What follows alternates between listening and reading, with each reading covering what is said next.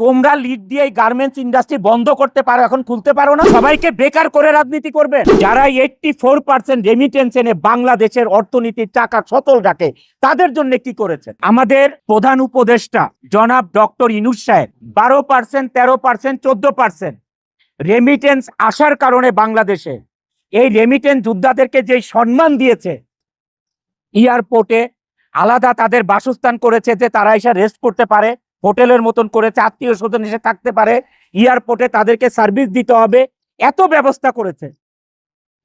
যারা 84% বাংলাদেশে রেমিটেন্স আনে, তাদের জন্য কি করেছে? আমি এটা জোর হাতে রিকোয়েস্ট করছি আমাদের মাননীয় প্রধান উপদেষ্টার কাছে এবং যত উপদেষ্টা আছেন তাদের কাছে, আপনারা আমাদের জন্য কি করেছেন? যারা 84% রেমিটেন্স আনে বাংলাদেশে, তাদের জন্য আপনারা কি করেছেন? গার্মেন্টস ইন্ডাস্ট্রি সচল রাখার জন্য কি করেছেন? আমরা সবাই আশা করেছিলাম যে ঈদের সময় অ্যাটলিস্ট একটা বেতন ব্যাংকে লোন দেওয়া হবে, যে শ্রমিক ভাই বোনদেরকে আমরা কি করতে হবে দেখেন, মার্চ মাসে ফেব্রুয়ারির বেতন দিতে হবে, বোনাস দিতে হবে, আবার মার্চ মাসের 50% বেতন দিতে হবে। একটা গার্মেন্টস মালিক কোত্থেকে পাবে এই তিনটা জিনিস এক মাসে? এই তিনটা জিনিস এক মাসে কোথায় পাবে একটা গার্মেন্টস মালিক? ওয়ালটন আবারও মিলিনিয়ার অফারে ওয়ালটন ফ্রিজ কিনে আপনিও হয়ে যেতে পারেন মিলিয়নিয়ার। মিলিনিয়ার ছড়াছড়ি দেশ জুড়ে, এটা শুধু ওয়ালটেনই পারে। যারা 84% রেমিটেন্স এনে বাংলাদেশের অর্থনীতির চাকা সচল রাখে, তাদের জন্য কি করেছেন?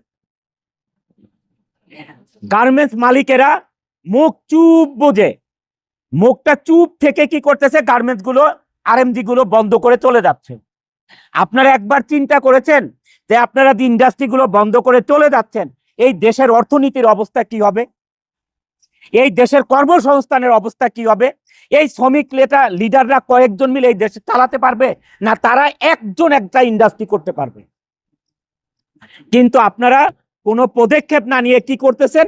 আপনারা গার্মেন্টস গুলো বন্ধ করে যার যার মতো হয়দার গ্রামে চলে যাচ্ছেন, অথবা আপনার গুলশান বনানীর বাসায় বসে থাকতেছেন, অথবা বিদেশের চলে যাচ্ছেন। What is this? এটা কিন্তু আমি অনন্ত জলিল এইটা না করে আজকে আমি প্রতিবাদ জানাচ্ছি যে না, বাংলাদেশে এই আরএমজি সেক্টর থাকতে হবে, না হলে এই দেশ চলার মতন কোনো ব্যবস্থা নাই, কোনো ধরনের ব্যবস্থা নাই।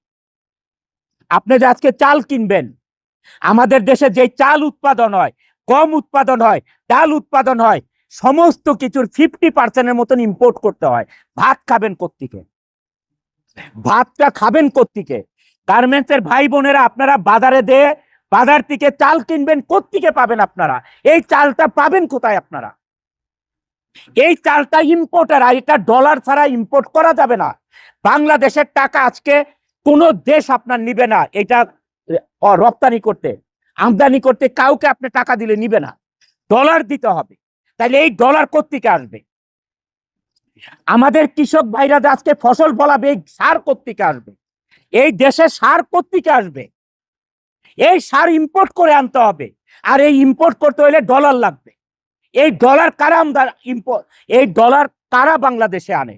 এটা আনে গার্মেন্টস মালিকরা আনে, আর হচ্ছে রেমিটেন্স যোদ্ধারা 14% আনে, আর 84% আনে গার্মেন্টস মালিকরা। এইটা কারো মাথায় ধরতেছে না, মনে করতেছে বাজারে যাচ্ছি আমরা, চাল ডাল আটা লবণ তেল মরিচ কিনে নিয়ে আসতেছি, আমরা সংসার চালাচ্ছি। নো, এটা সব কিছু গার্মেন্টসের টাকা দিয়ে হচ্ছে, আর এই রেমিটেন্স যোদ্ধাদের টাকা দিয়ে হচ্ছে, আর কারো টাকা দিয়ে হচ্ছে না।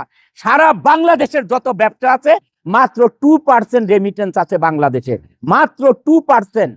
এটা দিয়ে কে খাবেন? কয়শো লোককে খাওয়াবেন?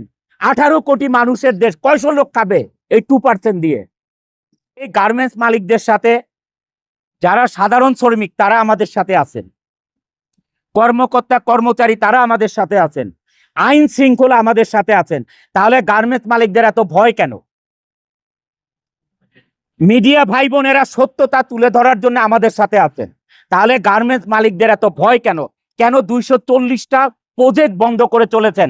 240টা ফ্যাক্টরি না, 240টা গ্রুপ অফ কোম্পানি ইন্ডাস্ট্রি বন্ধ করে চলে গেছেন। লক্ষ লক্ষ লোক বেকার হয়ে গেছেন।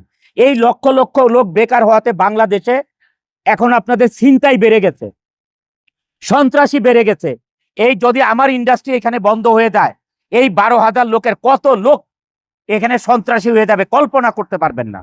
মানুষের জীবন চালাতে পারবে না, এখানে লুটপাট শুরু করবে, দিনে দুপুরে দেখা যাবে ডাকাতি শুরু করে দিতে। যখন মানুষের কাজ থাকবে না, ক্ষুধা থাকবে, তখন মানুষ কিনা করবে। আমি একটি কথা দিয়ে শেষ করতে চাই যে গার্মেন্টস মালিক ভাইয়েরা, আপনারা কাপুরুষের মতো এই ইন্ডাস্ট্রি বন্ধ করে চলে যায়েন না। আমাদের সাথে বিজিএমইএ সংগঠন যেটা আছে, সারাক্ষণ আমাদের সাথে কপারেশনে থাকতে হবে। বিজিএমইতে কিছু লোক আছে, তারাও লিড দেয়, এই লিড বন্ধ করতে হবে। বিজিএমইতে 98% যদি ভালো লোক থাকে, 2% লোক আছে এই শ্রমিক লিডারদের সাথে মিশে লিড দেওয়ার চেষ্টা করে, দলাদলি করার চেষ্টা করে। গার্মেন্টস কোনো রাজনীতির বস্তু না, এটা ইন্ডাস্ট্রি, এটা কোনো রাজনীতির খেলার মাঠ না। এখানে আওয়ামী লীগ আসবে, বিএনপি আসবে, ও আসবে, সে আসবে, এটা নিয়ে পলিটিক্স করবে। এটা কোনো রাজনীতির মাঠ না, এটা কর্মসংস্থান, এটা ইন্ডাস্ট্রি। এইটা বাঁচলে দেশ বাঁচবে, এইটা বাঁচলে আপনারা রাজনীতি করতে পারবেন। দেশে মানুষ থাকতে হবে। আপনারা কি মানুষ ছাড়া রাজনীতি করবেন? দেশে মানুষ দরকার নেই আপনাদের? সবাইকে বেকার করে রাজনীতি করবেন? মানে যত বেকার হবে তত আপনাদের পিছনে লাইন ধরে স্লোগান করবে, এটা চান আপনারা? এটা চাওয়ার দরকার নেই আপনাদের। আল্লাহকে ভয় করেন, আপনারা আল্লাহকে ভয় করেন। আপনারা কি চান? দেশের সবাই বেকার হয়ে যাবে আর আপনাদের পিছনে স্লোগান দিবে, এটা চান আপনারা? এটার থেকে বিরত থাকেন আল্লাহর রাস্তায়।